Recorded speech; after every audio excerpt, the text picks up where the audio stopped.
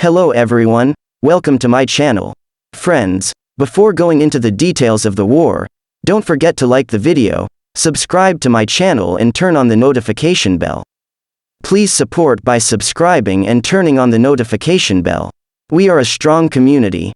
Water cut off for 80% of Kyiv after Russian strikes. The Russian attack was apparently a retaliation for what Moscow alleged was a Ukrainian attack on its Black Sea fleet over the weekend.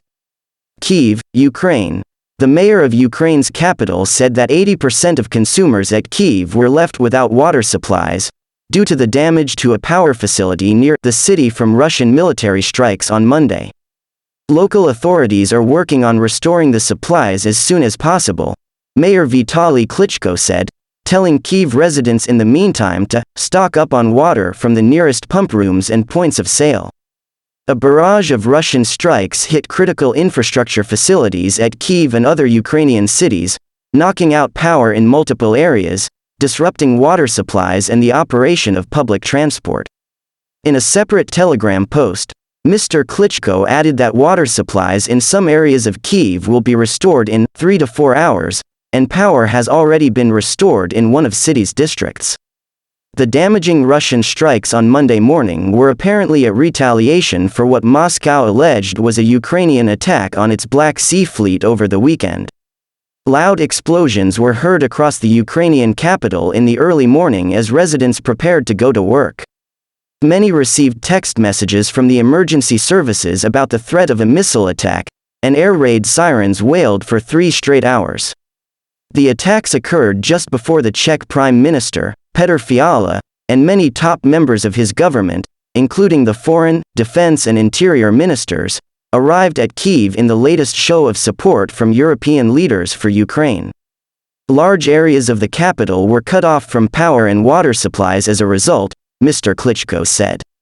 Local authorities were working to restore a damaged energy facility that supplies power to 350,000 households in the capital, he said. The Ukrainian foreign minister, Dmytro Kuleba, said there was no justification for Russia launching missiles meant to inflict so much suffering on civilians. Don't justify these attacks by calling them a response. Russia does this because it still has the missiles and the will to kill Ukrainians, he tweeted.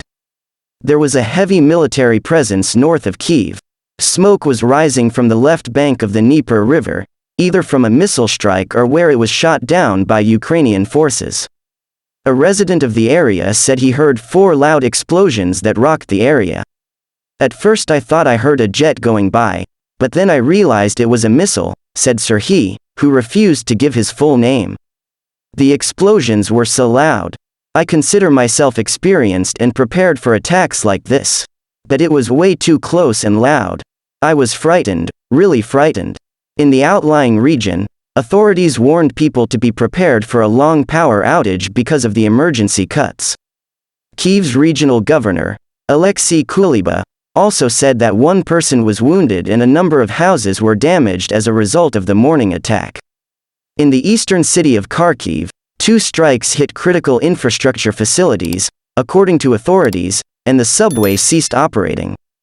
Officials also warned about possible power outages in the city of Zaporizhzhia resulting from the strikes there. The Lviv region in western Ukraine was also targeted, but the missiles were shot down, Lviv's governor, Maxim Kozitsky, said. Critical infrastructure objects were also hit in the Cherkasy region southeast of Kyiv, and explosions were reported in other regions of Ukraine. In the Kirovorad region of central Ukraine, the energy facility was hit, according to local authorities. At Vinnytsia, a missile that was shot down landed on civilian buildings, resulting in damage but no casualties, according to the regional governor, Serhiy Borzov. Some parts of Ukrainian railways were also cut off from power, the Ukrainian Railways reported. The attack comes 2 days after Russia accused Ukraine of a drone attack against Russia's Black Sea fleet off the coast of the annexed Crimean Peninsula.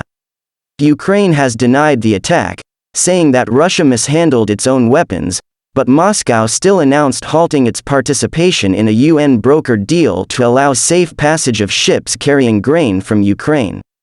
Commenting on Monday's attacks, the head of Ukraine's presidential office, Andriy Yermak, said that Russian forces continue to fight with civilian facilities.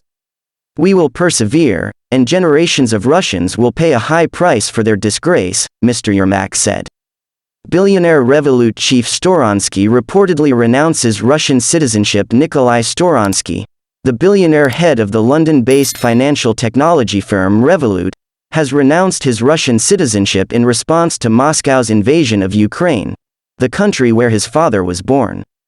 International media reported on October 30 that Storonsky, who also holds a British passport, made the decision. Storonsky, 38, has been a critic of Russia's invasion of Ukraine, saying it was not just horrifying, it is almost impossible to believe. "I would like to make clear, publicly, what I've felt privately from day one. War is never the answer," he wrote in a blog post at the start of March, only a few days after Russia initiated the conflict. "This war is wrong and totally abhorrent. I am horrified and appalled at its impact, and I add my voice to those around the world calling for an immediate end to the fighting, and a commitment to diplomatic solutions. Not one more person should die in this needless conflict," he added. Despite originally being from Ukraine, Storonsky's father was sanctioned by the Ukrainian government earlier this month over his position as Director General at Gazprom Promgaz, the research arm of Russia's state-owned gas company. Storonsky is a co-founder and chief executive officer of Revolut, which designs application software for money transfers and related financial services. Bloomberg estimates his worth at $6.7 billion.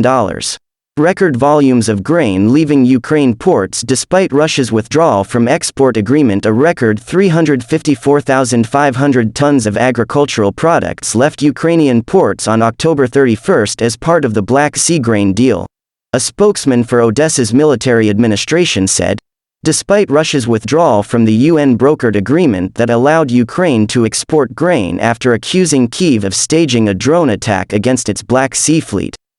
Ukraine has rejected the accusations, saying Russia was making an excuse for a prepared exit from the accord, and Washington said Moscow was weaponizing food.